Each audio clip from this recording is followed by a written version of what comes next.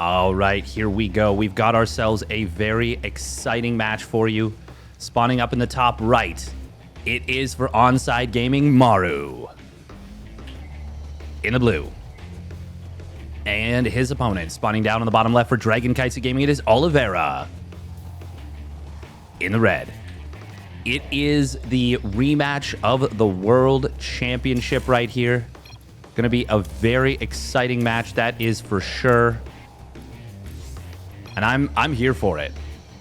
I am absolutely here for it. Maru went on record as saying it doesn't matter if I beat Oliveira every single time that we meet. I lost to him at the biggest stage in the grand finals of IAM Katowice. And for Oliveira, I mean, he was cooking. He was cruising in those finals. Absolutely playing out of his mind. So it's going to be really interesting to see how these two match up against each other here. Now, Maru does go for the quick gas. He's going to go for a 1-Rax expand. That's a little bit bold to start things off. That is a little bit bold. Oliveira going to go double gas and a scout. So here's respecting his opponent a lot. Very random depot placement. But I think I understand this. Okay, so he still wants to have a little bit of advanced warning of any units jumping up to the high ground, but he wants to make it more difficult for a tank drop to ruin his day. By the way, Maru going for the full wall. So he is misdirecting right here. He wants to pretend like he's not expanding. Oh, this could cause Oliveira to misread this a little bit.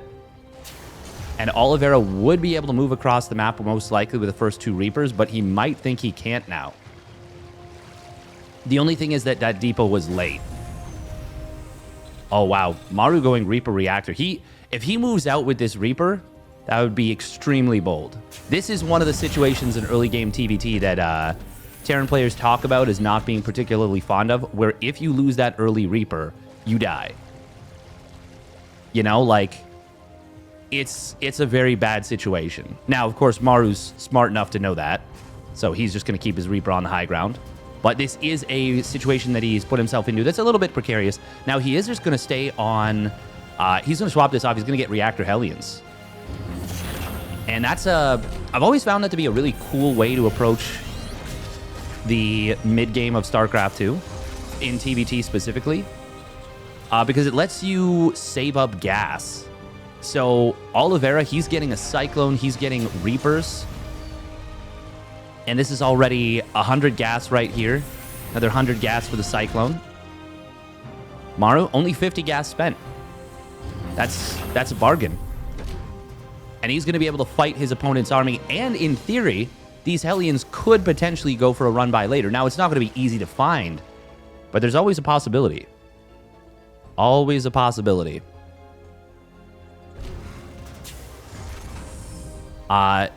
I will say, though, despite the fact that it was a 1-Rax expand, because he expanded to the high ground, the advantage Maru gets is much lower.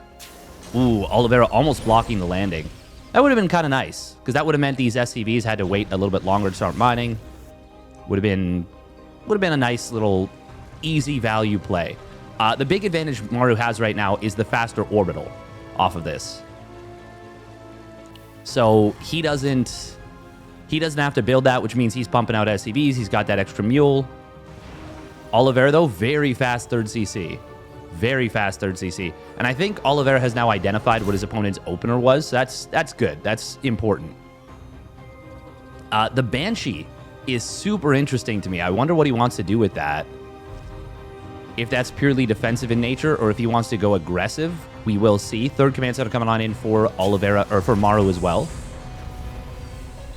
Oliveira with the faster 3rd CC, if nothing else happens, will make up a little bit of that SCV disadvantage that he finds himself on the back of as a result of the 1-Rax expand.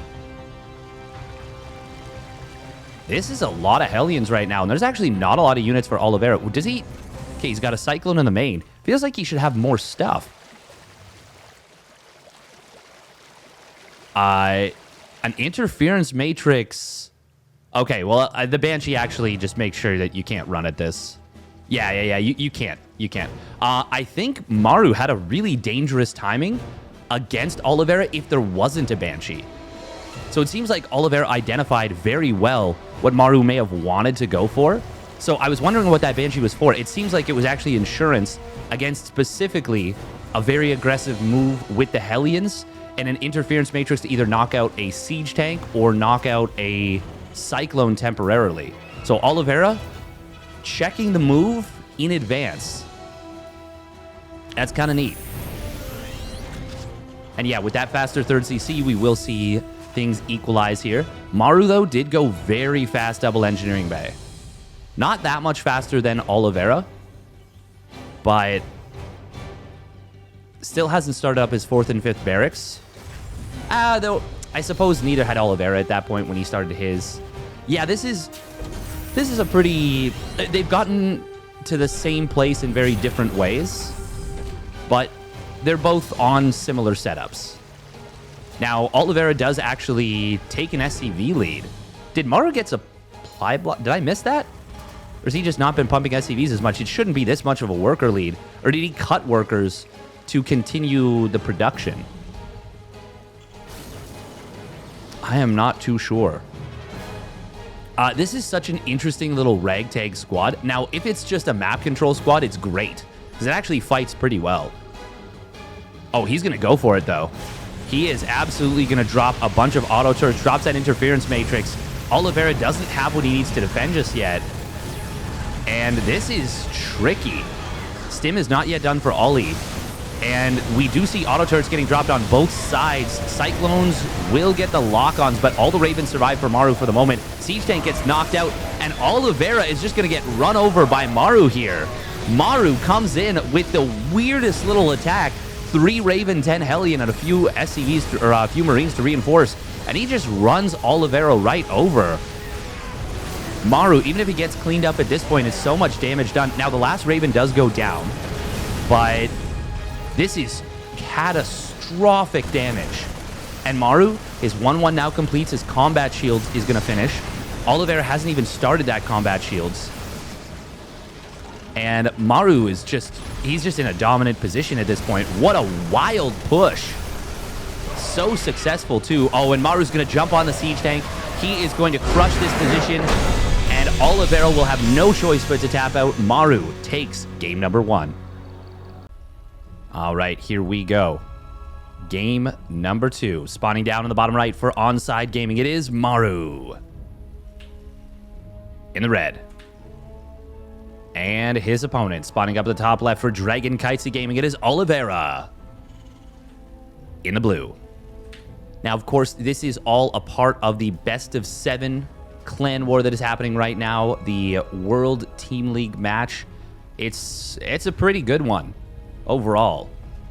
But it's pretty funky. We've got...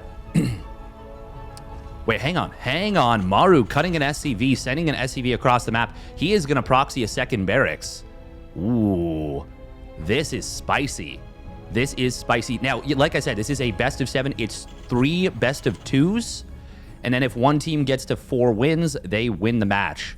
Maru, he's going to try and steal a sneaky win in game number 2 here. Okay, I was going to say, he's got to get a second gas pretty soon. Yeah, he will. He will. This is nifty.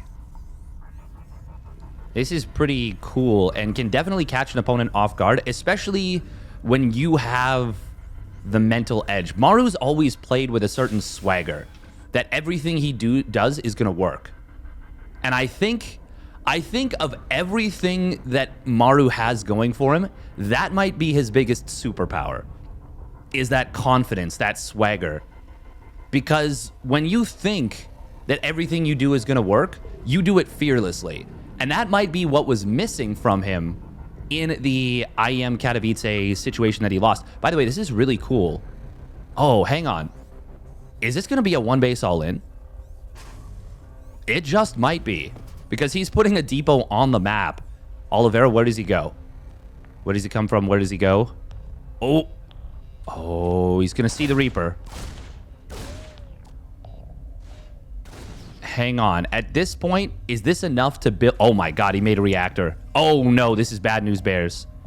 But he is pulling SCVs. Oh, can he get on top of this quickly enough? Yes, he can. He prevents this from getting in. He needs to do this. Because he went Reactor. I didn't even realize he went Reaper Reactor. This is so dangerous right now for Oliveira. Until these second and third Reapers pop out, Maru has a huge timing. Oh, this is... Oh, he kind of missed micros the Reapers a little bit. But it's kind of fine because he still gets the SCV. He can't really be contested in this situation. The depot going down is kind of funny. Oliveira bluffing these units away a little bit. Maru didn't need to back away, but I mean... Actually, no, yeah, that is kind of impactful because it means the depot gets to finish. No more SCVs needed to be pulled, which is really nice. And it will, in fact, be a one base all-in. Proxy the factory, proxying the starport. He's building Hellions. So both players are going to stay on one base for the moment, for the foreseeable future. Oh, Oliveira gets a good jump on his opponent's Reapers, but there's so many Reapers here for Maru. Good grenades. Oh, but Oliveira will lose a Reaper. That's huge. Losing one of those Reapers is massive in this situation. Every early game unit is so important. Oliveira, he's seen the proxy, though. He's seen that the factory was proxied. He cannot afford to lose this reactor. Oh, jump up into the high ground. Is there enough to hold? Grenades are good on both sides, and that will push Maru back, but he keeps all his units alive. Fortunately for Oliveira, none of the damage he took was on the Marines, which is currently wouldn't be repairable. Now, we see a Viking and a siege tank coming on in. Oliveira's going to counterattack. Oh, wow. Oliveira, though, already has the siege tank. He's got the Viking. The counterattack could be so good. Maru will see it with the barracks. And is that going to trigger a move?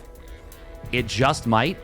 The barracks is going to be so useful. This is like Brood War TVT right now. However, there's nothing to deal with the Reapers on the other side of the map. Oliveira. Oh, man, Maru's going home. He's coming home with his units here. Nice grenade right there from Oliveira. He should just ignore the SCV that's being repaired. Yeah, just go for the ones in the middle line. Okay, we are going to see an attack coming forward here. Viking of... Oh, Oliveira. Can he get this siege tank? He's going to unsiege, and he's going to move in on top of it. The Hellion tanking very effectively, and Oliveira will clean this push up, but he does... Oh, it's 2 Vikings to 1. As long as he keeps this Viking alive, though, it should be fine for him. Maru losing a lot of SCVs, but it is still even in workers now. Oliveira actually missed an opportunity there, I think. Oh, no, don't lose the Viking! Oliveira loses the Viking. That is gigantic in this situation, because Maru is still committed. So if he had lost the air war here, Oliveira could break out and crush 2 very important production structures. But now Maru, he is going to be the one sieging the low ground. There's a lot of Reapers here. I don't know if this is the break time. The barracks is going to tank a lot of damage, but the spread from Oliveira, well, he'll kill the tank at the very least. And that will allow him to secure this location. Ooh, can he get the Cyclone in on top of the Viking? Yes, he does. That's a big pick. That is a big pick. And now Oliveira is double pumping Vikings. Maru still has a position where he can make this a little complicated, and he's pulling SCVs. Oh, Oliveira, I don't know about this one. Going up the ramp here would be very bold. Oh, he's trying to kite. The Vikings being landed is so good against these siege tanks. Oliveira pushed up to the ramp. That was such a huge blunder. He had no units to support. Ooh, siege tank gonna siege on up. Will get a good shot on Oliveira's tank, and the tank goes down. Maru is gonna do it here. Oliveira didn't need to push up that ramp, but he did it anyways, and now it is gonna cost him dearly. Now, the landed Vikings for Oliveira could potentially turn this, but it is a 5-worker lead currently, 6-worker lead now for Maru. Maru so wisely backing away, and I think he even got... Oh, he got a mule right there, didn't he? Yeah, he did. What a wild game number 2. Maru getting some really nice stuff done here. And it is looking like he is going to take the 2-0. It's not over yet. He has backed away, and he does have these production structures not being utilized for a while. But Oliveira, he was in such a good position. He could have gotten more damage done with the Reapers on the other side of the map, for sure. Like, he could have gotten 6, 7, 8 SCVs. And he then could... But great crisis management from Maru. I don't want to take away from Maru there. But Oliveira could have gotten more, and Oliveira was in a position to deal with this attack and shut it down hard. Now, he does get into the other side of the map. He's going to be able to drop, or, well, land the Vikings. Why is there a Marauder? That is really funny here. Ooh, sniped down one of his opponent's Vikings right there, but he is going to lose 2 of his own. Might just lose the 3rd. Yes, he does. Good stutter step there from Maru. And it ends up going from looking pretty nice for Oliveira to kind of equalize a little bit to being very expensive. Oliveira, what does he have going for him? He doesn't have stim. His opponent will. He's got more Vikings, which is nice, and more tanks. But there's no really good siege position that he can set up for. The only really good siege position is right here. Oh, 3rd command center going to get canceled. Okay, Maru recognizes the danger of his position. Oh, Viking will go down for free. That's a really nice pickoff for Oliveira. And because the starport was flying, Oliveira knows he's got air control. But he's just going to back away. Also, this random depot on the map is kind of funny. I thought Oliveira was done and dusted. He's staying in this game, and he's not actually in the worst position. And Maru having to cancel the 3rd command center, that already actually makes this a successful push. As weird as that is to say. But the counter push could be quite scary. This Marauder really just... He's just like, it's like the movie Elf, where all the Marines are just like, yeah, we live in Gumdrop. And then Will Ferrell's here with his big Marauder suit. He's like, I'm an elf. You're like, no, you're not, buddy. But you are, but you're not. You know you're different, right? And he's like, what do you mean?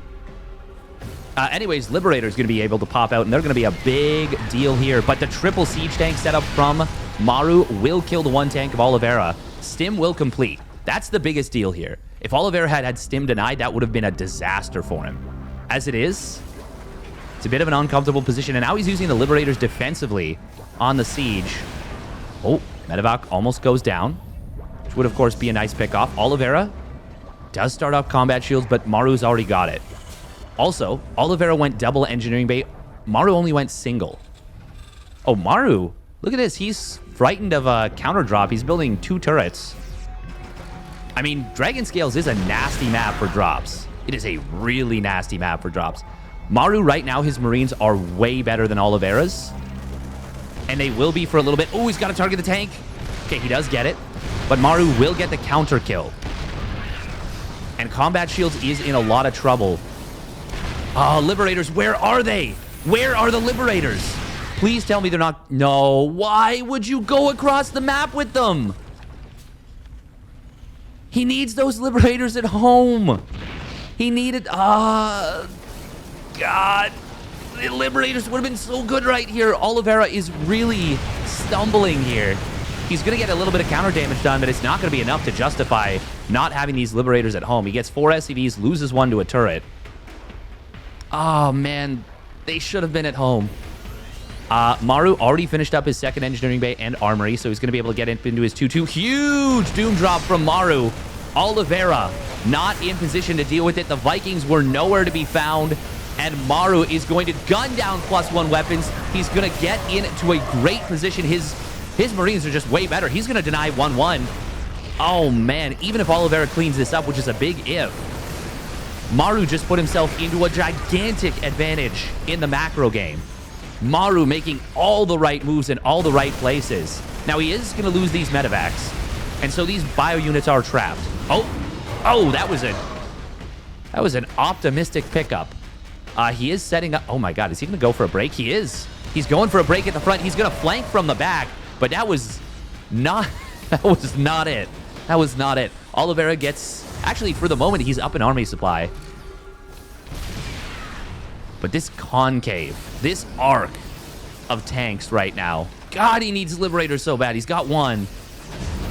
Oh, wow, that scan. That scan, seeing the drop right here. Oliveira going to double back. I mean, what do you swing around to the left side now? Like, this is such an unbreakable position. Oh, Maru's really got an iron grasp on this game. Oliveira. Oh, he's not able to get the tank shot first, so he goes 1 for 1. 3 tanks, of course, the magic number to 1 shot. So 2 tanks is a really clunky number, where if your opponent shoots first, and then your 2 tanks shoot... Well, it depends. If you shoot twice, you'll get that 1 for 1 trade. Maru is going to get forced back a little bit, but he needed to be doing this. Oliveira needed to be doing this with the Liberators about 4 minutes ago when he could have. Oh, 2 tanks go down for Oliveira. Maru getting some really nice trades. We are going to see a big stim forward coming on in. We'll take down the Liberator, and that buys even more time for this contain. Maru's taking a 4th base, while Oliveira is unable to secure his 3rd. What a well-executed game from Maru. Oliveira is... I mean, it's going to be 2-2 very soon versus 0-0. Oliveira, he's trying for a quadruple drop on the other side of the map. But Maru has just been making every right move in this game. And he's even got units in position on this base. He knows the only way Oliveira's going to win is with a counterattack. Now, good job from Oliveira. He's going to actually sneak into the natural. And he will find a tank. He's going to find actually an amazing position. But I mean, his units are just way worse. This concave, though, that's a pretty nice concave from Oliveira. Maru cannot afford to have his production camp. This is a really good concave from Oliveira. Oh my god, and the Marines, well, they're just going to stutter step through. If that was even upgrades, Oliveira might have just won the game with that move. Actually, for real. Because he would have beaten those Marines. There was no other Marines even close for Maru. Oh my god, the snipe of the 1-1... everything else staying the same might have just completely changed this game. Yeah, even 1-1 versus 2-2. Now, I don't know that Maru would have tried to break it that same way. Like, he probably would have been more patient. But if Maru gets his production camped right there, it almost doesn't matter what else happens in the game. Oliveira, great little move from him, but once again, it's 2-2 versus 0-0. If Oliveira wins this, this will be... it would just be insane. Now, siege tanks don't necessarily care about marine upgrades, but if it ever gets down to a point where there aren't any siege tanks on the field... Oh, Oliveira going to try and sprint forward, but his own tanks are in the way. Maru, oh, it's so many siege tanks right here. He's going for a counterpunch, but Oliveira will actually break the tank line. Hello? It is going to be a huge counterattack. Does Oliveira have any siege tanks at home? Not yet. Maru trying to break this position, and he will. And with that, Maru will take the 2-0. Oliveira did way more than I thought he would ever be able to do, but Maru takes the 2-0. All right, here we go in this best-of-7 clan war. It is the second set, as we have spawning down on the bottom right for Dragon Kaitsu Gaming. It's herO, looking to equalize the scoreline. And his opponent, spawning up at the top left, going for the herO build. It is Onsyde Gaming Solar, and he does not want to have his hatch blocked. And he won't. herO won't be able to get here in time.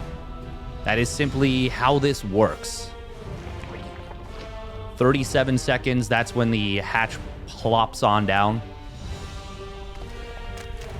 And I'm just a really big fan of this build. This build is so good, it prevents resonating glaives from really being easy to execute. You can still go for a resonating glaives, but it is not comfy.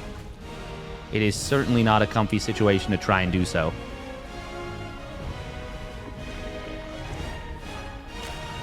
And then by getting the earlier pool, you're able to build queens quite quickly. It's really nice. It's really nice.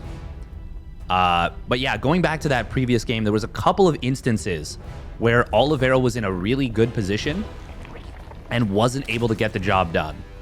And it really cost him a lot. The first situation was the Reaper counterattack, which was a really great idea and did get a good amount of damage done, but it actually could have gotten even more done. Now, I don't want to be too nitpicky about that, but we're talking about the absolute highest level. We're literally talking about the world champion versus probably the greatest Terran that's ever played. And the fact that they played such a good match in the World Championship is notable. Particularly that Game 5 was such a sick game. But if we're going through all the stuff with that, if we're, you know, talking about everything, so if instead of 4 SCVs he gets 6 or 7, that would have been really nice, obviously, and he could have He could have. He could have ignored the SCV that was being repaired, gone for the SCVs that were in the mineral line. That would have been a couple more surefire kills. But of course, he focused his attention on breaking out of the natural, which he was able to do. He did lose a Viking a little bit sloppily, but that happens. Now, the big issue is when he... It's funny because we're on Dragon Scales again. When he moved up the ramp with just 2 siege tanks and a Cyclone, and there was still Reapers on the field, there was still tanks for Maru, and most importantly, there was still the 2 Vikings for Maru, which Vikings are so good against siege tanks. They are unbelievably good. Now, obviously, if you walk 15 landed Vikings on the ground into 10 sieged tanks, the tanks are going to destroy them. But if you land 15 Vikings on 10 siege tanks, the Vikings are going to annihilate those. Or even if it's 15 landed Vikings against 10 unsieged tanks, even then, I think actually the Vikings would win. Yeah, I think so. I'm pretty sure that they would. But that was the big blunder right there. And then sending the 2 Liberators across the map when he needed to be breaking out of his natural. Because the Liberators got such little damage, I don't even think they really paid for themselves. It was just not particularly worth it. But yeah, it was a bit of a painful situation still. Very well done. We are going to see Oracle get into the main base. Oh, Solar is on top of it, though. There's no spores, and he's actually still going to be able to deflect this without taking any damage. Puts a lot of damage in that Oracle. Damn. That is a really nice start for Solar. Skipping 2 spores for as long as he has, and not only not taking any drone damage, but getting a lot of hull damage on the first Oracle is really nice. Man, Solar is being really greedy with the Spore Crawler timing. But, like, he's kind of covering it with this great positioning on these queens. Now, in this case, herO actually did have a moment there where he could have dove in.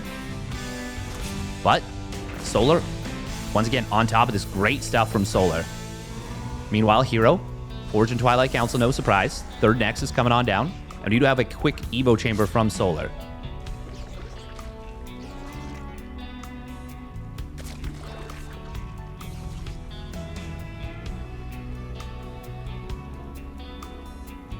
Now, of course, it is going to be the fast +1 melee.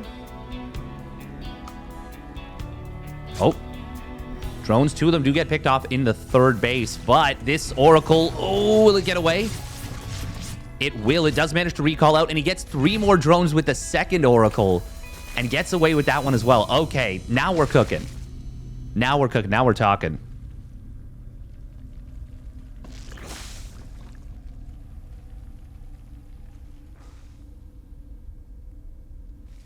Oh, Oracles.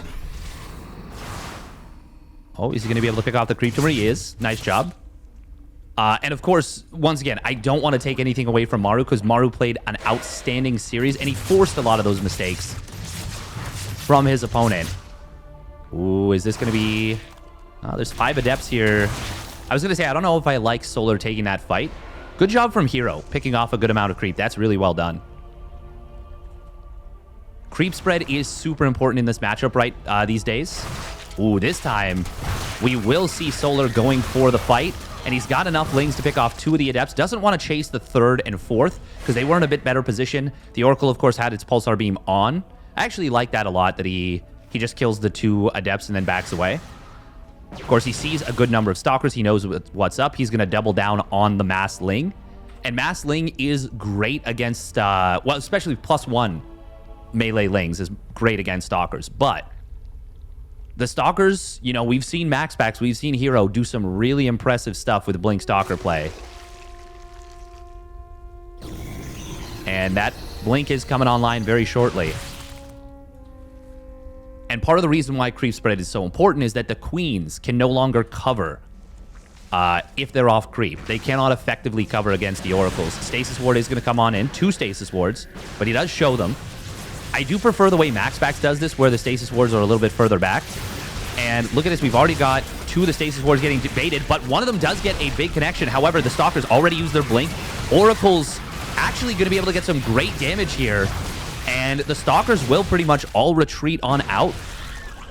This Stasis Ward was huge. So that 3rd Stasis Ward that caught the 1 Ling that was trying to trap the 2nd Stasis Ward, meant that this the second stasis ward was huge. And that meant that the queens couldn't get on top of the oracles. And that meant it was a good trade for herO. Still, ooh, he might have gone a little bit too far. There is a fourth oracle here, but these units are all trapped for the moment. They are going to blink back across the chasm, I think. No, they don't. They blink to the side, and that's going to mean even more of them go down. This is a great little find here for Solar. Now, with the 4 oracles and the 4th base done and a shield battery, it's going to be decent. It's going to be just fine. 63 Lings have gone down, by the way, for 10 Stalkers, 3 Adepts. This is a good enough trade for Solar. This is a good enough trade, but it is still an uncomfortable position because his opponent got up to 4 bases. Oh, herO. Oh, no. No, what? Oh, okay. Oh, cute. Oh, this is so that he can F2. Oh, because it's a probe, not an army unit. Now, 1 oracle does fall. Transfuse is going to try and keep this hatchery alive. Solar. Ooh, trying to keep them alive. Will be able to. And we see a recall coming on down for... Oh, how many Stalkers went down? 5 Stalkers, 2 oracles for a hatchery. Oh my god, herO's taking Solar's base. He's like, nah, bro, this is mine. That is optimistic, if you could ever say it. By the way, Hive is coming on down. Solar at the moment is only on 3 bases. He's trying to re-expand to his 4th. Ooh, the counterattack could be nice here. Battery overcharge is exposed, will go down very quickly. And the Zealot Warpin, it is going to do well against these Lings. That's going to buy time for the Stalkers to get back in position. The Oracles get back in position. Zealot run by in the center. Not going to be able to find too much. Right now, herO's in a great position. Very nice position, but +2 melee is about to complete. That is so many Stalkers, though. And the Zealots, there's not enough Banelings to deal with them. Yeah, this is looking like herO is really getting a lot done. We do see 12 probes going down at the 3rd. 4th base is going to get gutted as well. But can Solar even deal with the attack? I don't know. Oh, these +2 melee Lings are doing really well against the Stalkers, but the Zealots, there's too many Zealots. And the Banelings pop out, not getting the connections they need. herO's going to kill them right here. Yeah, it's just all over. Nothing to be done. Even once these Lings pop out of the stasis wards, they are not going to be enough. herO's done it. Solar has lost 31 drones. herO, does Solar ever know? He never knows about this top right base. Honestly, I think that's better for him. That he never finds out. Sentries warping on in, because I guess herO had a big gas bank. He says, why not? Force fields are fun. Solar still doesn't know about the base on the right side. He's going to try and make one last desperation stand, but at this point, I don't think there's anything he can do. Baneling's mostly going to get canceled. Nice little spread from herO. And Solar will have no choice but to tap out. GG gets called. And it will be 2-1 in the series. All right, and here we go. Game 4 of the series. Spawning up at the top right for Dragon Kitesy Gaming, it is herO. In the blue. And his opponent spawning down in the bottom left for Onsyde Gaming, it is Solar. In the red. And look at this. He is going to open up standard. He is getting a 15 hatch, or at least he's prepared to. You know what? If you see no probe, I think you just build another drone. Just build another drone. Do it. Do it. Build another drone. Yeah. There we go. There we go. All right. Perfect. Now, he did send the drone a little bit far, but it's only like 1 second late, if that. So he did not want to get hatch blocked again, but he was prepared in case he would have been. herO, though, not going for the scout at all. He's like, fine, okay, you're going to do the... You're going to do the extractor trick 15 hatch? Fine. Yeah. And once again, this is all part of a best of 7 clan war. And I do really feel that Solar needs to get a map here because the next matchup is going to be Dark versus Ryung in a best of 2. Of course, the way the World Team League works is that it is each team double blind picks 3 players. Now, in this particular case, Onsyde Gaming has sent the same roster every single week. Every single week they sent the same roster. And this could be the week where they finally get bitten in the booty. Now, of course, Oliveira versus Maru that's going to be, generally speaking, Maru favored. But of course, Maru's got a bit of a chip on his shoulder from the match that they played. at the IEM Katowice World Championships. In addition, you then have, you know, herO versus herO. herO's a great matchup versus herO, I think. herO's PVZ is fantastic. And then you have Dark against Ryung. Ryung, who traditionally has had, for his level, way worse TVZ than his other matchups. And that's not saying that his TVZ is bad. It's saying that his TVP and his TVT are elite. And his TVZ is not at that same level. I mean, TVZ it's a young man's game. It's a speed-based game for sure. So it's not easy. And Ryung, like myself, is an older chap, an older gentleman. By the way, herO faking the Adept Shade forward, trying to maybe draw Solar in with the early lings, and it will be another Stargate opener. No surprise there. Of course, Stargate openers are, well, they're very effective. But yeah, like I said, if we go into the next match at 2-2, if herO's able to complete the 2-0 of Solar, then I feel like the path to victory is very well established. Now, that's not to say Ryung can't pull something tricky. He is an extremely good prep player, and he's got Maru on his side. But, oh, that's funny. Maru Onsyde. Onsyde Gaming. Illuminati confirmed. But this is still going to be tough. No doubt. Oh, is this Overlord going to be able to sneak to the side? Oh, it will. Go, go, go. Go, herO. Go, sprint. Go. You don't want to get caught on the map. You want to kill this Overlord, though. Solar with some nice maneuvering with it. Okay, he is going to get it. And the Lings are... Well, they're being kept at home anyways. Even if they sprinted across the map, they probably wouldn't have been able to do anything. Now, we are seeing some Protoss players skipping the third Oracle in order to tech up a little bit faster and just not building it at all. We'll see. herO just got the money for it. Oh, okay. No, he spent a little bit of it on a couple of depths. Oh, gotta be careful with these Oracles. That is a lot of hull damage already. 21 hull damage on this first Oracle. Good job from Solar to kind of get the jump. And you can see the effect already of not hatch blocking. Like, the Zerg is just more comfortable. Much more comfortable. And herO's put no pressure on so far. He is going to shade forward into the natural. Is this the right call? He will grab 3 drones immediately, but he's going to lose these Adepts. Well, can he get a 4th? No. And look at all these half-killed Zerglings. How many? That's 1, 2, 3, 4, 5, 6, 7, 8, 9. 9 Zerglings that stayed alive. 5 Lings and 3 drones. I don't think 4 Adepts is worth that. Especially if he gets these 2 caught, which he will. Okay, one of them does shade forward. The other Oracles turn on their Pulsar Beam. That will be a couple more Lings going down. 8 Lings for 1 Adept. That's a little bit better of a trade. Still, I think I like this start for Solar very much. It's not to say the game is over by any stretch. Obviously, herO is... I mean, he's very good with this aggressive style. But Altitude is a much bigger map, much wider map. Oh, is this a real +1 ship weapons, or is this a bluff? I feel like this is a fake out, because he is getting... Oh my god, no, it's not. Wait, what? I have not seen this before. This is a fast carrier transition, it looks like. Oh boy. Oh baby. Wow. herO has not done this before. This is something entirely new. Wow. Oh man, I have not seen this before. This could absolutely catch Solar off guard, because herO's reputation is so aggressive. If this were on the ladder, I would be like, man, what is this nub garbage?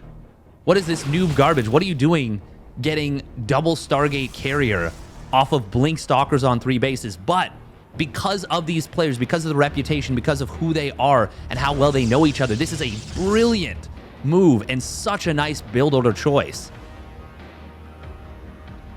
And herO... Now, the only thing I'll say is that he does still need to apply some pressure as though he's playing this normally. And he's only got 7 Stalkers. Solar, he's got to recognize what's going on, basically. He is getting a quick Infestation Pit, which is going to be good for the Hive. And I mean, that can't allow you to get quick Vipers. herO, setting up a little bit of static defenses on this base. 2 cannons and a shield battery. No wall just yet, but he can set one up on the left side. But man, this is such an awesome series planning setup. Now, the big thing that, obviously, if you know about this, ooh, I want herO to hide this till at least 4 carriers. I don't want him to show this. And I definitely want him to go straight up into +2 air. Because, yeah, right now, Solar is playing this as though he's playing a pure ground army. Yeah, have the carriers. I do like the positioning of them. He's got them in position in case Solar gets very aggressive. And that is exactly what's going to happen. The carriers will have to reveal themselves. There's +2 ship weapons on the way now. And now Solar, he's got to drop an instant Spire. There it is. Spire comes down. He's already on 80 plus drones, and he's adding more as well as the 7th and 8th gases. This is still a situation where Solar has seen this early enough that this is a good position for him. But I wonder if herO can get across the map. This is where it takes a little bit of balls of steel, because Solar is the kind of player who will just go for a random Spire. And herO has not scouted. He doesn't know that Solar went straight Hive and that there is no Spire. Now, he's seen the Roaches. That's usually a bit of a tell against a player like Solar. Solar usually goes pure Ling.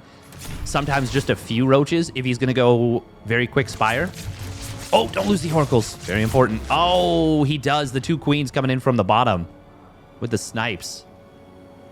But yes, herO is not going to be able to recognize. Ooh, a couple of probes do go down. 5 probes. Could have been worse. Could have been a lot worse. Is it only... He's really only building 4 carriers. But he is getting plus... Okay, there we go. There we go. More carriers coming on down. He got a very fast mothership with this. Now, Solar, I still think he's in actually a really good position right now. Despite this, like, very cool setup, I don't want to undercut how well Solar's playing this. And that aggressive move that he made did allow him to get the scout, and now he's got 11 Corruptors on the way. Now, there are going to be Archons on the field.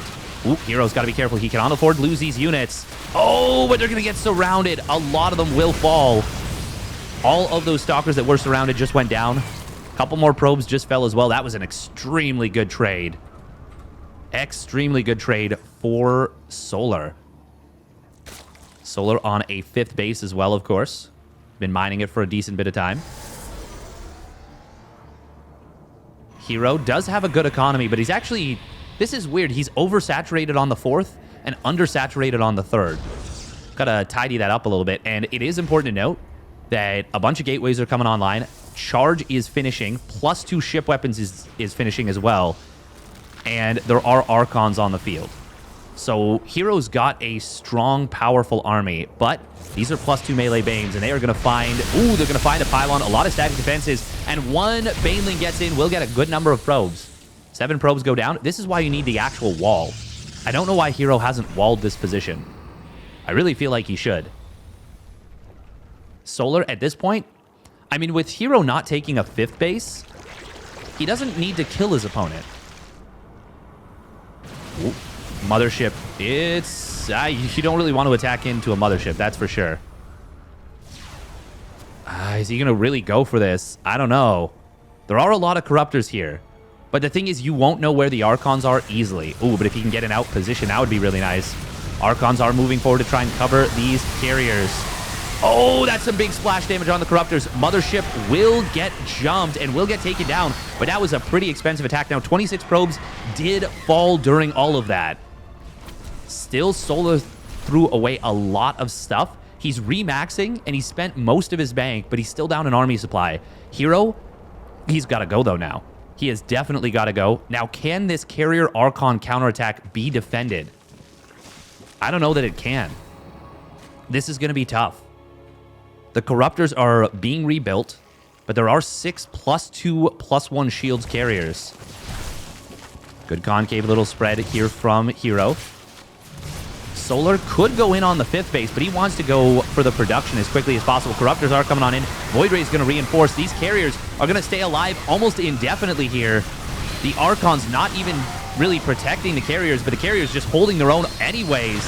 herO's just going to win with a counterattack. Oh.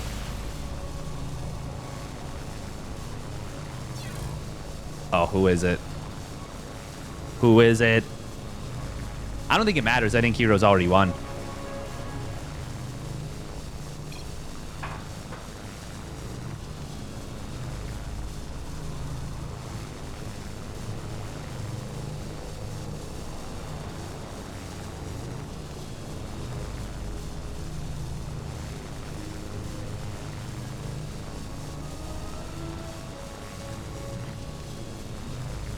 I like that the Void Ray is just...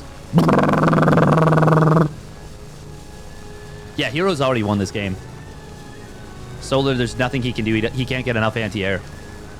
herO would need to throw.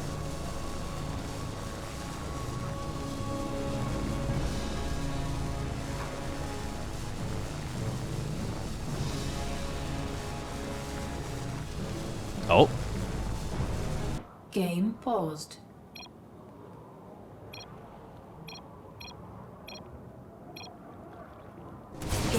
And herO has already cleared out all the anti-air. Solar gonna tap out herO. Takes the game and evens the series as he hands the reins off to Dark. All right, here we go.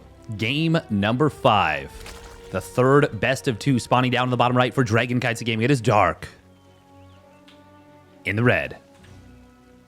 And his opponent spawning up at the top left for Onsyde Gaming. It is Ryung in the blue. And I gotta say, this is a tough situation that Onsyde Gaming finds themselves in. Ryung, he is a very good player, but Dark is such a freaking beast. He is so difficult. I really feel like in terms of play styles, Dark might be one of the hardest counters to Ryung in general. It just, yeah, it's just really, really tough. Really tough. And the reason that I say that is that Ryung is a player who I think against a player like Dark would need to catch him off guard and kill him with something sneaky. But Dark is so good at not dying. So good at not dying, and then his late game spellcaster control makes him a master of that late game. Now, that's not to say that this is gonna be impossible. It just means it's gonna be really difficult. Really difficult.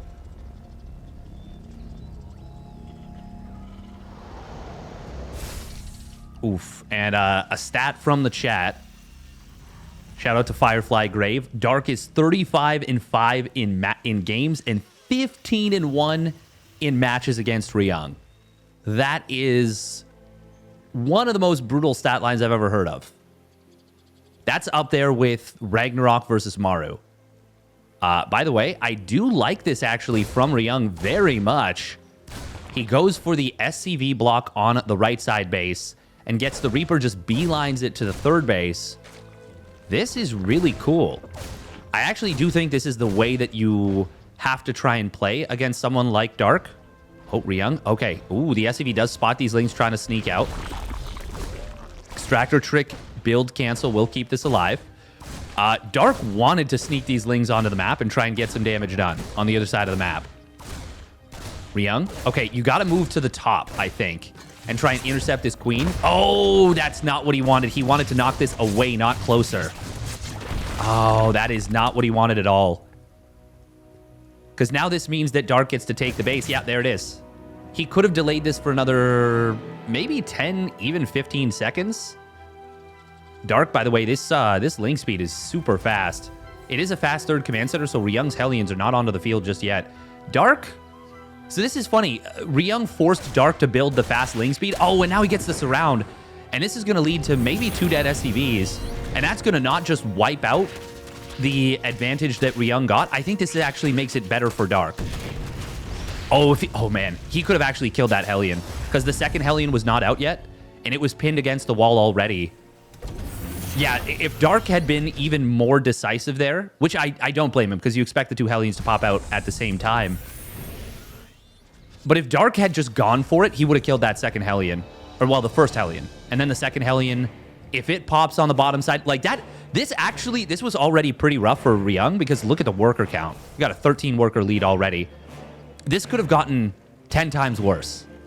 Actually, he could have lost the two first Hellions, the first two Hellions, if he'd kind of mishandled this. Now, there's no telling because, you know, there's always the chance for him to lower the depot and let himself back in.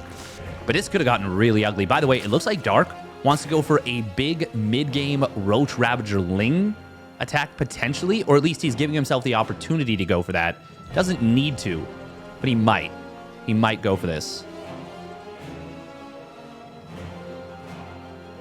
Now, we are going to be seeing a quick layer coming on in from Dark. And this is funny because we've got a safety Banshee into a Raven. It's kind of neat, kind of cute. A couple of Spore Crawlers did come down in the main and the natural. Third base, ooh, does have its own Spore. That's a lot of damage on this Banshee. For, what did it get, like one shot on a Queen? That's going to make Dark pretty happy. And you can see, even with the clever move from Ryung, all the little things, Dark has already gotten a couple of nice little advantages and erased anything that Ryung has done. So those Lings getting across the map, getting this round on the Reaper, that's not supposed to happen. The Reaper should have been back home by then. Actually, something that's really interesting in ZVT is that Terrans have this benchmark about Ling speed timings in their head. They're like 3:30 or 4 minutes, and most of them have gotten used to 4 minutes at this point. So now, Zerg players are like, well, I can actually get my Ling speed at like 325, and I can do some things to make it like 323, 320 even sometimes. And so they're kind of starting to punish Terrans a little bit. Dark actually did it versus Clem in a recent match that they played, which was kind of neat. He got a like a very fast 325 timing and just snuck across the map. By the way, it is Roaches, but it will be melee upgrades for Dark. I'm never a big fan of putting the Evos at the third base like this, but as long as you hold your territory, it's not so bad. Meanwhile, Ling on the other side of the map. Not going to get the SCV, but I like that he was targeting it specifically so the Marines didn't, like, re-aggro it. Oh, Ryung. You never want to see this. You never want to see an active production in the mid-game. Oh, boy. Hello? Ryung? Is he saving money? Okay, he does start down the reactors. But he's not building units right now. Like, no Marines at all. Is he going to build a fourth command center rather quick? Like, okay, there we go. He fires up 5 Marines now. That was a long time where he wasn't actually building anything. Like, that was a surprisingly... Oh, okay. Okay, he saved up for 3 additional barracks. It is going to be an 8 racks. Now, is this... No, this is not the double factory 8 racks. Ooh, but is it going to be the Marauder 8 racks? Oh, no. Hello? Oh, Ryung? Oh. What the... Okay, a little bit of a miscue right there. This is going to be the... Wait, hang on. He's building siege tanks and is getting tech labs. This is strange. This might be a little new. This is going to be like Marine Marauder siege tank. Usually it's either, you know, naked barracks or reactored barracks. And it's a ton of Marines and siege tanks. Or it's Marine Marauder, and then you're building 2 mines at a time without drilling claws. Now, this is kind of nice for Ryung. You will find an Overlord and a couple of creep tumors on the top side, but that doesn't really open up an attack path. By the way, Dark has started doing this. It's so sexy. The 2 infestors. You don't get pathogen glands. He has gotten pathogen glands before. Oh, scan. Okay, good job from Ryung. He splits. Will still lose 3 Marines. But he gets a creep tumor, an active one. And he dodges the main problem there. And he is doing an excellent job of keeping the creep clear in the middle. However, Vipers are already hitting the field. And this attack for Ryung is not even formed up yet. Dark is doing exactly what he needs to. He's got 2-2 on the way. It is later than his opponent's 2-2. And there is a lot of creep missing on the left side. But overall, I am liking this very, very much for Dark. Like, I am massively preferring this for Dark.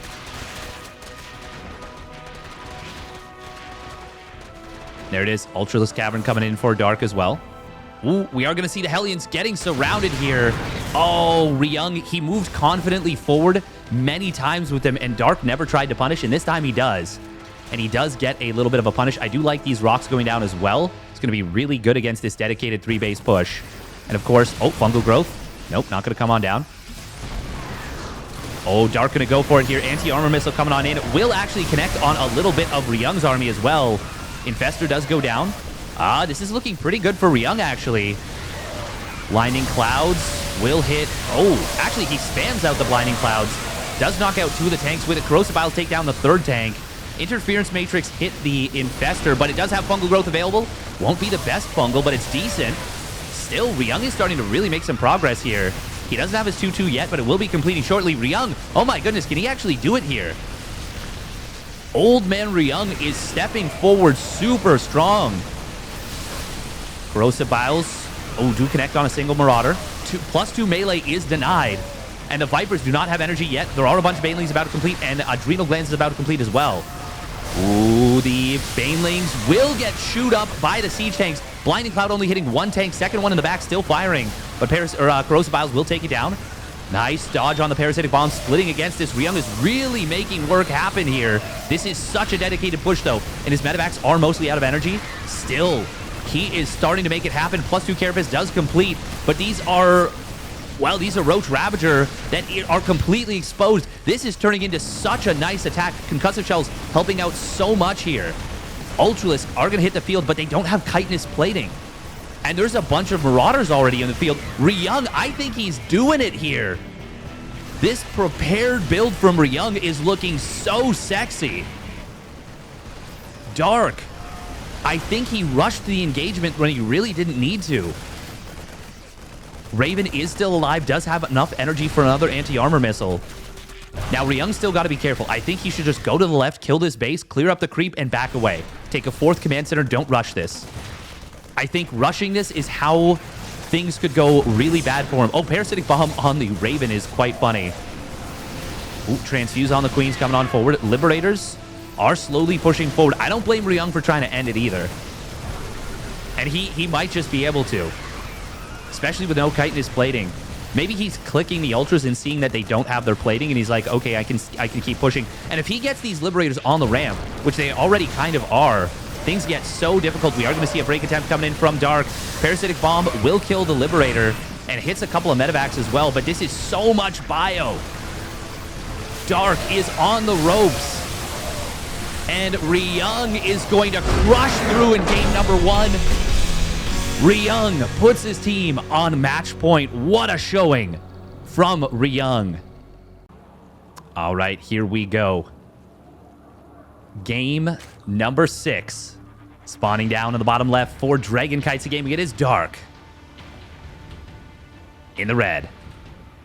And his opponent coming in with the build, with the push. It is Onsyde Gaming's Ryung. With, I mean, this is one of the better performances of his career. It's silly to say because it's just one game, but considering the level of mismatch,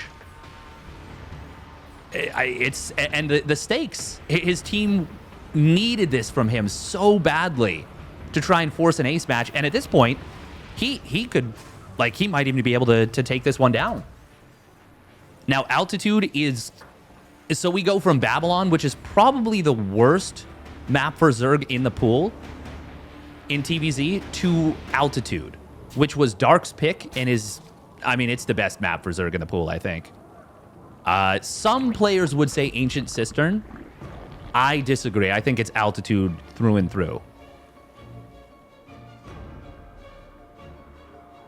And the big deal about this is the way the point structure works in the WTL, if you're not aware. So it is 6 maps will always be played in the WTL each week. So if it is a... if one player gets the...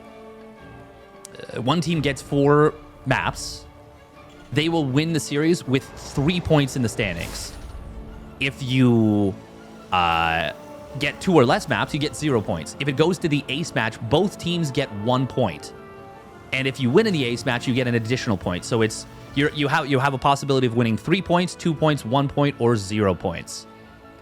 Now, with Maru waiting in the wings for the ace match, Onsyde goes from the expected value of, oh man, another, wow, Dark late on the hatchery morph. Once again, Ryung gets the block. That is very nice for Ryung.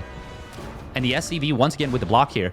So the way this works is now the expected value shifts from, oh, Ling's going to get forced back home. Meanwhile, the Overlord is kind of getting caught in the middle of the map. Ryung getting a lot of little wins potentially here. Dark. Okay, he did build a third. Okay, he got this hatch down at the pocket location. Overlord does get away. That's important. It's important that you keep that alive. And a third CC behind this. Ryung. Okay, so this is all going to settle down. Not too big of a difference. Not too big of a difference. But yeah, sorry, talking about expected values. They go from a 3-point situation for... they go from, yeah, an expected value of 3 points for Dragon Kite Z Gaming, 0 for Onsyde Gaming, to now, at minimum, 1 point for Onsyde Gaming. An expected value, I would say, probably of 2 points. With an opportunity for Ryung to actually get a 2-0 here and make it 3 points. Which would be huge and would potentially solidify first place in the entire league for Onsyde Gaming. Not guaranteed, but a very good chance of that. Of course, I don't want to write off herO. I don't want to write off Dark against Maru. I'm going to take a quick peek because the ace match will be predetermined, the map that they would use. It is Gressvon. Okay.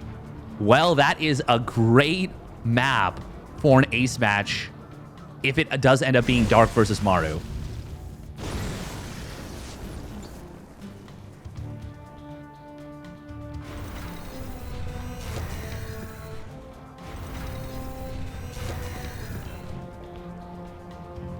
We are going to see Cloak Banshee this time, so it won't be that quick Raven that we saw before. I wonder if Ryung... no, the gases are too late, I think. I was going to say, could he go Battle Mech? He actually, hang on. He is getting gases before additional production. I think he is going to go Mech. I think Ryung's going to play Mech on this map. Oh, that is cool. He's already getting up to 8 Hellions. If he continues building Hellions, I think it will be Mech. Not often we see Hellion Cloak Banshee into Mech, but that's what it's going to be. Now, he could go Speed Banshees with this. Oh, it's going to be Mech. Oh, did Dark get the Scout there? Oh, he fell just short, and he didn't see the gases at the natural. Ooh, okay, that's big, actually. If Dark had gotten to see that this was Mech right away, that would have been really nice for him. Once again, Dark building a couple of Evo Chambers at the third base. They did really bite him in the butt in that previous game. He lost that +2 melee at a critical time. There it is, the Hyperflight Rotors. All right, I believe this is going to be Battle Mech coming out of Ryung. Dark, though, he is very good against this. He is very good. The problem, though, is that he doesn't know yet what it is. Ooh, couple drones already getting picked off. Nice job with these Banshees, getting 3 drones right there. Kind of just sneaking in, using the Hellions as cover. Does take a fair bit of damage on the Banshees. But, oh, sets up in a great position in the main. Going to be able to find quite a few drones, but nice job. The Queens get in from the main hatchery. Dark had parked 2 Queens right there. Yeah, at this point, Dark's got no idea, I don't think, that it's Mech. Getting one of those Banshees is really nice, but if you see the third Banshee, I don't think Ryung should show that. I think he should keep it hidden. Now, at a certain point, Dark will just figure it out by default. Like, he'll see that there's still just more Queens, or not even more Queens, more Hellions being produced. And we got a Changeling coming across the map. Dark. Okay, at this point, does he know? Hydralisk Den coming on down? I don't know that he does know. He's getting an Infestation Pit as well. I mean, you can theoretically go Hydraling Bane against this, but that is not a comfy setup. That is not really what you want to be doing. And now the Banshees are going to have their Hyperflight Rotors. They got 3 of them. There's only 2 Queens on the right side. The one that... Oh, he's going to lose these 2 Queens, I think. Nope, never mind. 3rd Queen shows up. There was enough Transfuse to keep that high energy Queen alive. Just barely got up to the 50 energy. And a good rotation from Dark. And now he's got to know. If he doesn't know, he has to know. The Carapace is really funky. It's not what you want in this situation. Dark is on a great drone count. Ryung is on 68 workers and has not been building workers for a while. He's got a 4th command center on the way, but he is focusing on unit production right now. And he's on... Okay, he's going up to 8 factories. So he's going to be big pumper when it comes to these mech units. 4 cloaked Hyperflight Rotors Banshees. Dark needs Overlord speed, and it is not done just yet. He's going to lose 1 Queen, already out of Transfuse, but Queens will be able to cover one another. There are 7 Queens on the map. Oh, meanwhile, the battle mech on the right side is going to be able to clear out a little bit of creep. Of course, creep is really good against his Banelings. Oh, on the 3rd base. Nice job. Nice job from Ryung. Covers this. I would like to see him repair up these Cyclones, because the Cyclones, they're made of glass. They are not robust units. Dark behind this adds on +2 melee, +1 missile. No upgrades, no armory even yet.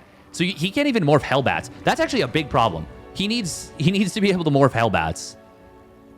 Like, the mobility is nice, but at the very least, he needs the ability to build Hellbats, for sure.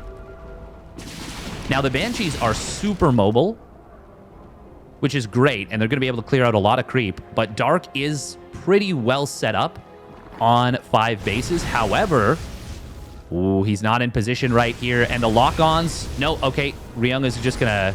He's just gonna run away. That's... I guess he didn't have the watchtower to watch for flanks, but he could have. He could have left a Hellion there, and he would have seen that Dark was not prepared for that. That could have been a snipe on that base. We are going to see the Pathogen Glands upgrade coming on in. Adrenal Glands is already on the way. Getting all the glands today. And there's that Hydra speed.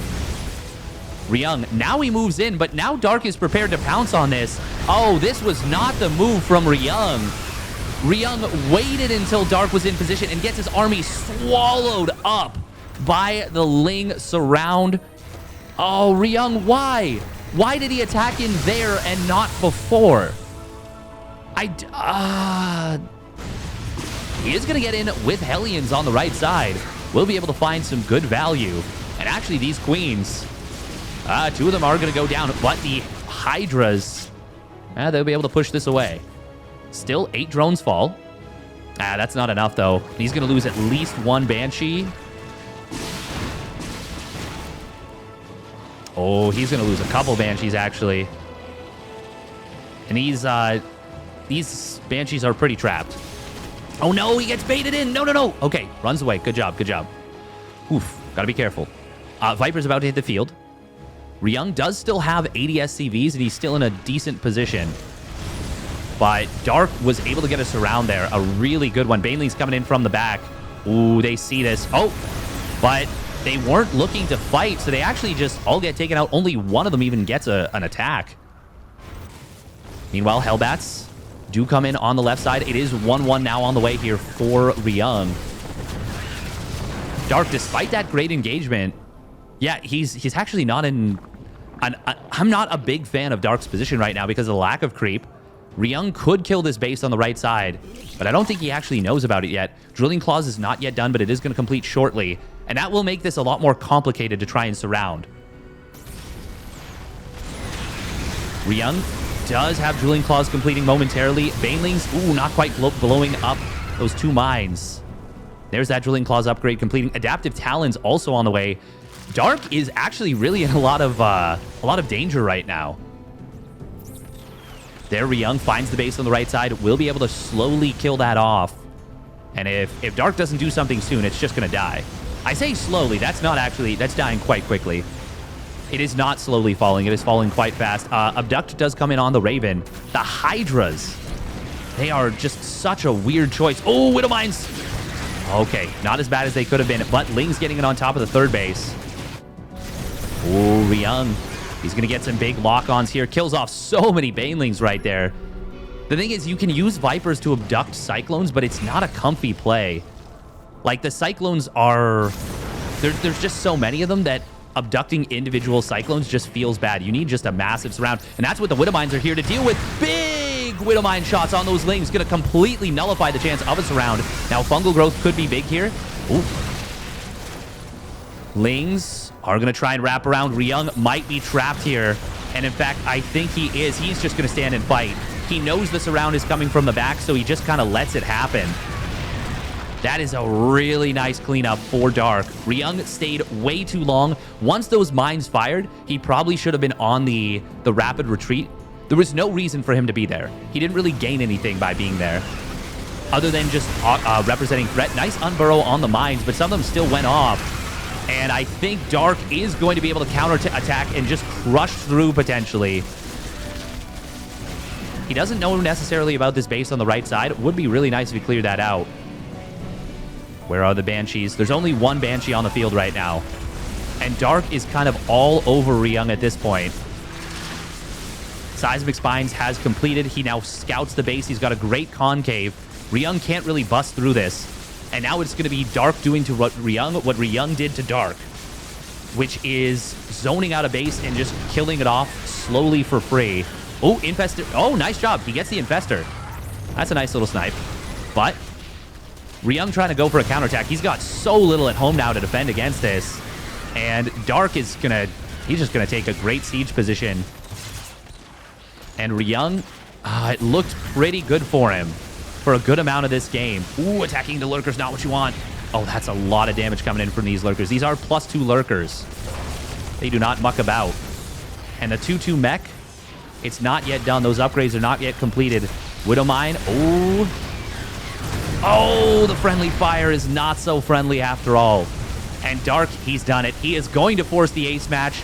And now we wonder, who is it going to be between these two juggernauts of teams? Dark will force that ace match. All right, here we go. The ace match. The rematch of the first best of 2 of this series. The rematch of the World Championship. And for all the marbles in this one, spawning up the top left, it is Onsyde Gaming's Maru. In the blue. And his opponent, spawning down on the bottom right for Dragon Kitesy Gaming. Looking to get his revenge from being 2-0'd earlier in the series. It is Oliveira in the red. Absolutely wild stuff. And look at this Maru going for a gas first. He's going to 1-Rax expand. And you know what? I was so sure that he was going to do something funky like a proxy 2-Rax Reaper. Nuh-uh. That's not what he's going to do. He is instead going to go the other direction. The other direction.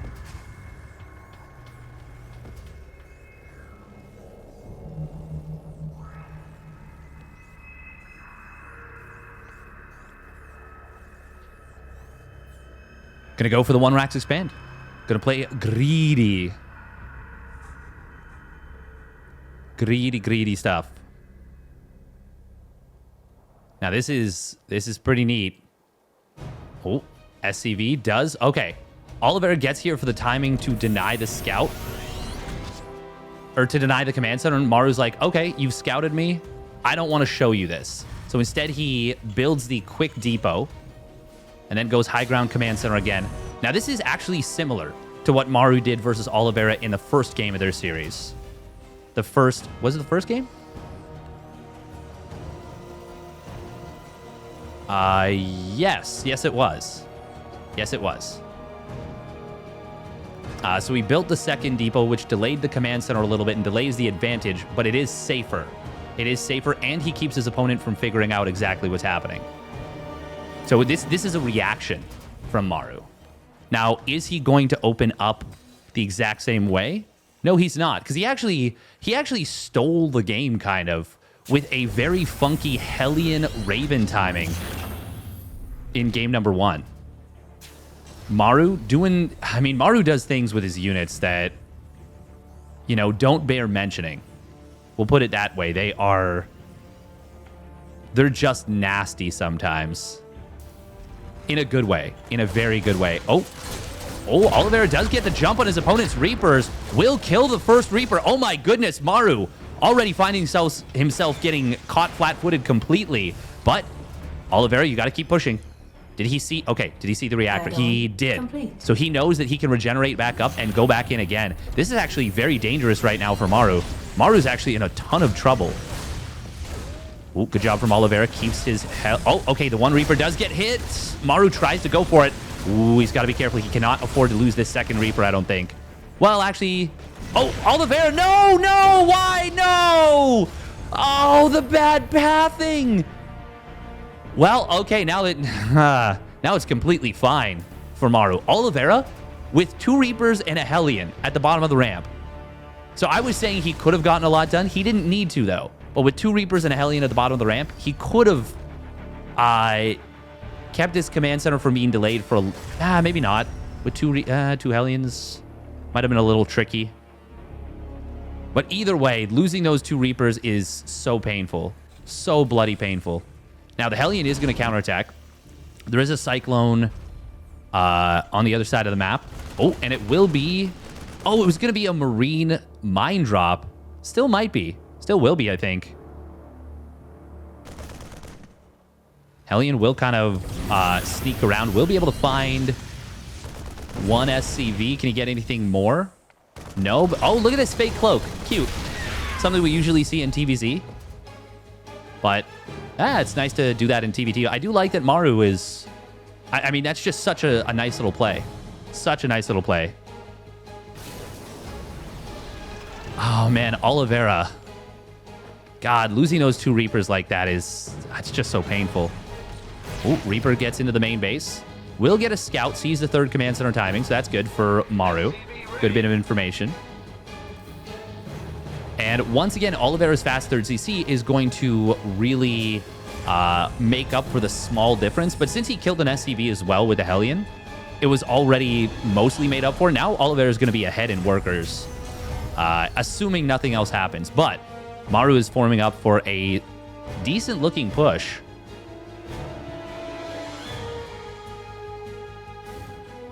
There's no siege tank with this, but there is a Raven to disable his opponent's siege tank. Which does kind of mean that the fact that Oliveira has cut Marine production a little bit is a little bit dangerous for him. Oh, Oliveira, got to be careful with this command center. Jeez. Ooh, medevac does get locked on, too. Will get pushed away, but Maru with a quick boost. Minimizes the damage he takes. Good job. Oliveira is prioritizing Viking production in general. He's got to be a little bit careful about this Wood Mine. Okay. Even though he's got the Ravens, it's still easy to, like, walk into it. Because more importantly than anything, you're just not expecting the mines. Okay, he does see it. Maru doing a good job of just being a nuisance here with this mine. And, I mean, he exerts stress on his opponents. He exerts stress on me watching it. 1-1 starting up very quickly for Maru. Oliveira has his own engineering bay on the way. And, oh, Oliveira will be able to push the command center back. And he's got a good siege tank position. Maru doesn't have any tanks. Maru has cut siege tanks, and he's supply blocked super brutally. This is actually such a scary position right now for Maru. He will have Stim finishing up, and he's going to have a bunch of Raven energy. But Oliveira's got a good position. Now, the main problem for Oliveira... Oh, okay, he sees the Ravens trying to flank. That is very good, and that might cause him to go home. Yeah, that's a very wise and mature decision. Because his Stim is not yet done. He doesn't have a ton of Marines. Maru wants to get a... Oh, he wants to intercept this army retreating, but Oliveira recognizes the move. And he kind of covers himself against it a little bit. Ooh, siege tank will get locked onto. Oliveira going to siege up everything, and interference matrices will come on down. Is there enough for Maru to break? Oliveira needs to drop some turrets. He's got a lot of energy on the one Raven. Siege tanks are going to wake back up in a moment for Maru. Or for Oliveira, I should say. And Maru, with the no siege tank play, he tries to get something done. He does end up trading all the Ravens for all the Ravens. But now that Oliveira has finished Stim, He's got a huge Viking lead. This is so funky. Maru went really heavily committed on Marines. And the siege tank count is 4-1. It's 8 Vikings to 0. The only thing that Maru has going for him is the faster upgrades and the faster combat shields. Combat shields will only be for about 20 seconds. And I don't know that Maru can force a fight in that time. Vikings are in a good position to say, nuh-uh, you don't get to come in here. Ooh, nice find on the Cyclone. SCV ready. This better be good. The big thing is, of course, yeah, the upgrade timing. That's the big advantage that Maru has right now. But Oliveira, oh, look at this. He's going to go for a counter drop of his own missile turret. God, these little missile turrets are so smart and so nice. Oliveira, will he react? Oh, don't want to lose that. Okay, boost was on cooldown. Oh, the Cyclone. He gets the lock on the low HP medevac, which was, fortunately for him, the one that was fully loaded. The high occupancy medevac. That is a great find for Maru right there. And Maru, look at this. We don't see him doing this often. But he is going for 3 additional barracks in the second factory, not doing the Raven transition just yet. And I mean, with an upgrade lead of this timing, I don't hate it at all. I like it quite a bit, especially on a map like Gresfond that has a lot of opportunities to make plays. Maru, man, he's got 8 kills on this Cyclone. And I don't even think that takes into account the... Oh, man, he's going to pick off 2 more Marines. Nice job. Good little attention to detail from Maru. And he's just distracting his opponent while he gets a lot of Marines in position on the bottom side. The Vikings are just staying in a you don't get to drop me position. But that's the thing. Maru has put the fear into Oliveira. Oliveira is most definitely afraid of Maru's moves in this game. Oh, Marines. Get out of the way, you idiots. There we go. They get out of the way. The idiots got out of the way. 2-2 is going to complete here. Oliveira will see his opponent's army. They both kind of respond at the exact same moment, but Maru's got a little bit more, so Oliveira will run away. Still, Oliveira's in a good position to defend against this kind of push. But it is once again the upgrade lead is the problem. Oliveira doesn't know that it's a commitment to barracks and not Ravens just yet. So there's actually no attempt to contest the air. And Oliveira hasn't been able to do anything with this air. Now that he's got these 3 turrets here, I think you want to start using the Vikings with the army a little bit more.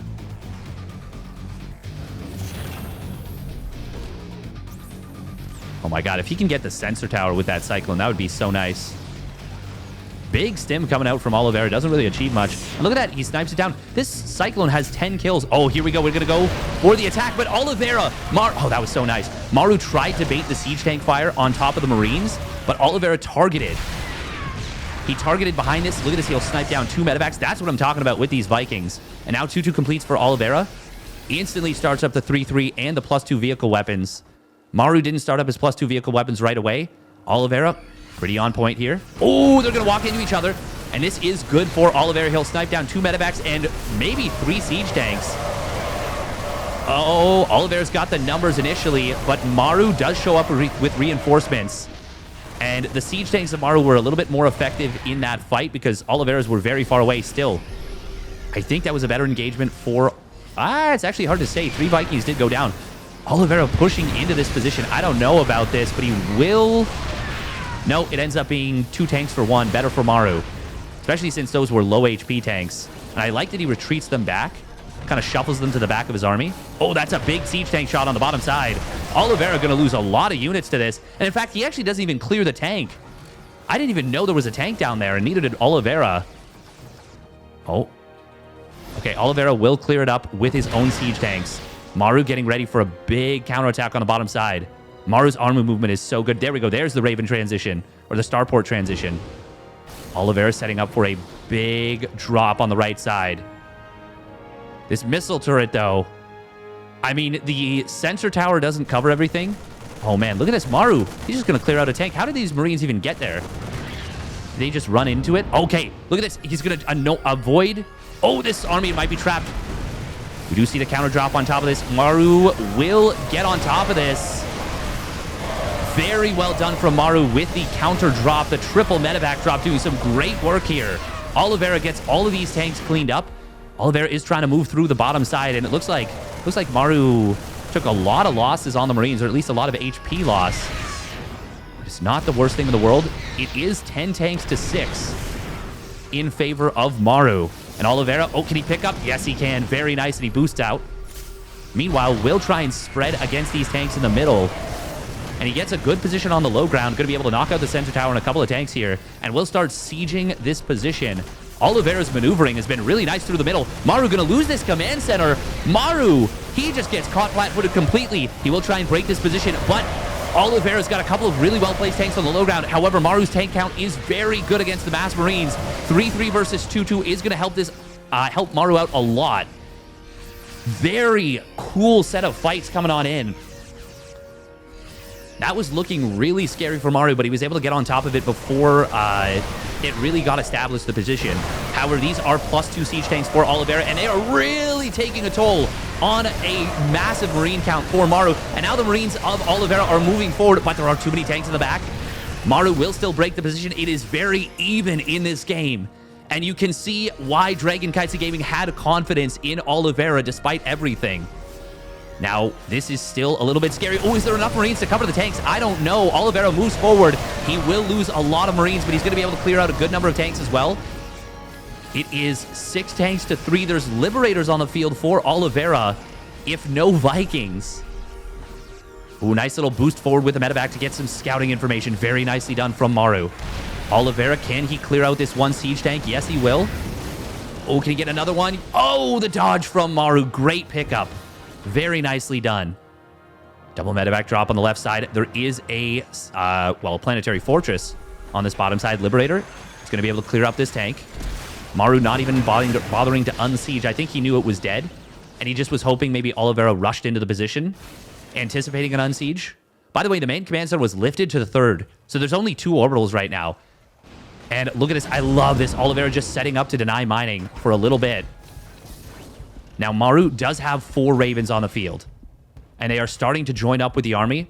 They're going to be able to get some good value. Oh, the siege tank setting on up for Maru, but Oliveira will push into them. He will be able to take down 2 siege tanks of Oliveira in the back. Are going to get interference matrix, but more Marines coming in from the side. Oliveira getting a big jump on his opponent's army, takes down all the tanks, and he will get a crushing victory in the middle.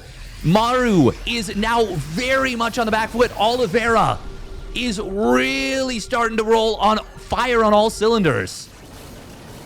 Siege tanks from the low ground are going to be able to deny mining here. Maru. Oh, he is going to lose this one tank. Oliveira. Oh, he's got to be careful with these Marines. He will pull them back. Command center. I don't think Maru can afford to lose this planetary, but it is dead. Oliveira getting so much value. A couple Marines from Maru wandering into their death. It is still a very close game. It is still anyone's game, but Oliveira has been making great moves in the last little bit. He's got plenty of unmolested mining. And he's actually starting to build a bank as well. We are going to see Maru trying to jump on this position, but he scans, sees the tanks. Right now, it is 8 tanks to 3. There is only 1 Raven for Maru.